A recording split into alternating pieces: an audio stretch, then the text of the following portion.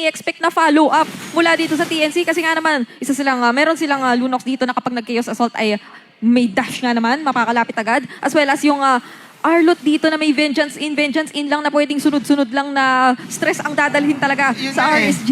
Parang ang ML ngayon, pindutan gamers na talaga. Yeah, oo. Actually, Oo. matagal naman pero ngayon kasi mas matindi. Mas Oo. matindi pindutan Ayan, kuha na naman nila ngayon yung turtle.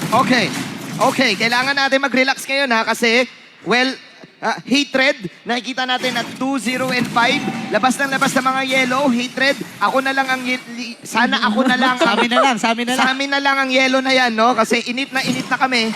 Pero din again, ilang beses natin to nakita sa mga games ng TNC, yung early game aggression, kaya naman may palag naman. May hulog naman sila, may puso naman. But this is the problem, the mid-game to the late game. How will you transition this against a team na sobrang calculated pagdating sa decision making? We were talking about protect the Harit. Can TNC get the Harit? Mukhang umiiwas na nga si Kusei sa mga team fights na nakikita natin kanina pa and pupunta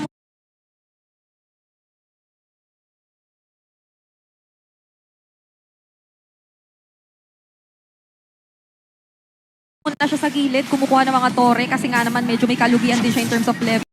Aatras muna dito ang RSG, mahaba-haba pa para dun sa Lord. Pero parang ang gusto ng TNC dito, kontrolin muna yung top lane. Oo, ito yung tinatawag kung may comms to. Push mo muna, tol. Angatan mo. And buhay pa yung dalawang towers. Napaka-importante ng dalawang towers na to sa mid lane.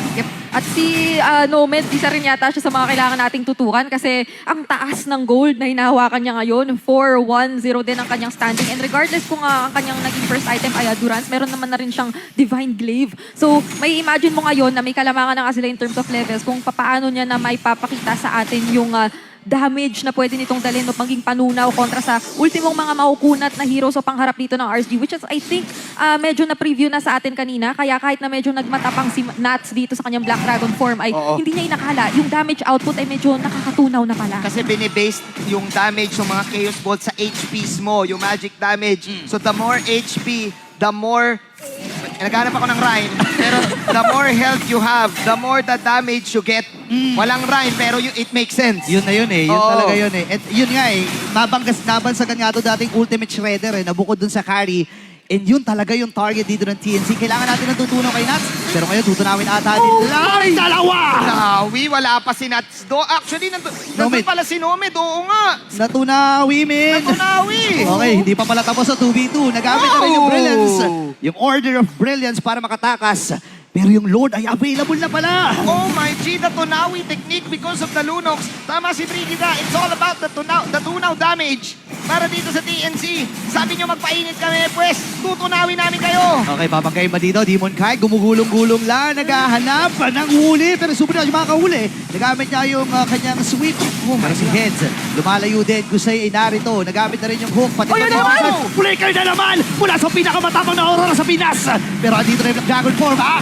With that Lord! Pero si Hatred ay tumatakbo. Kusay, makakakuha din. Hatred is down. Pero saan ka pupunta? Superior sila dito yung aking Iron Hook.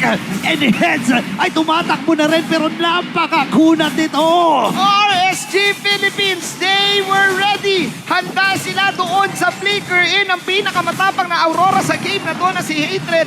Pinaghanda ang mabuti. Anong tunaw-tunaw? Sabi ni Aqua, babasain ko kayo. Kayo ang matutunaw. At napakaganda nung ginawa talaga ni Aqua doon. Sumakto yung kanyang naging pagbagsak ng Eternal Guard na makikita natin sa ating instant replay. Dahil nga nasalubong niya talaga doon yung potential sana na tuloy-tuloy na aggression. Ayun na nga, ang bagsak ng Eternal Guard saktong-sakto. So ultimo yung paglapag ng Frigid Glacier dito ni Aurora na inaiwasan na ng mga miyembro ng RSG. And mabilis ang re-engage na lang, hindi na sila kinailangan masyadong mag-hesitate. Kasi nga naman nandoon, kasama na nila for the first time si Kusei, na doon pa lang naipakita sa atin yung threat na meron o naipong damage niya. Kasama force Tunaw kagad si Aqua. Nagamit na rin doon ni Nomad.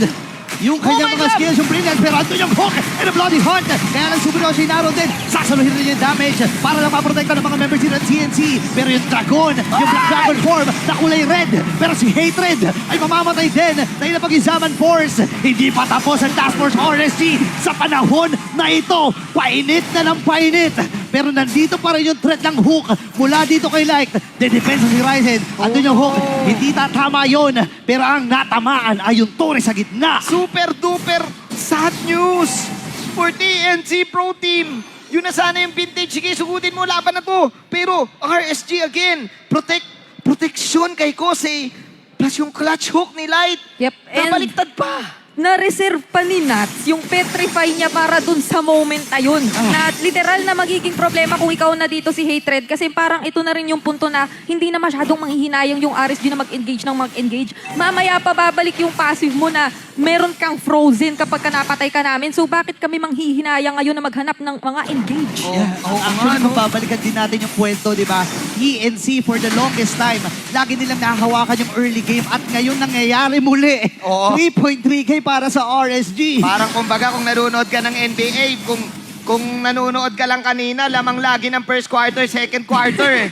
Kung walang third quarter tsaka fourth quarter, 4-0 na eh. Panalo na eh. Panalo na. Siguro 9-0 TNC kapag ano.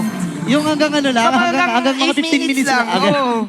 Oo nga, no? Pag nag 8 minutes lagpas, natatalo na eh. Ay, ang hirap nito para sa TNC and yun yung consistency na hinahanap sa kanila. Huwag ka maingay kasi may conceal. Ay! Si Nas nakatakas! Naku, another satisfied client!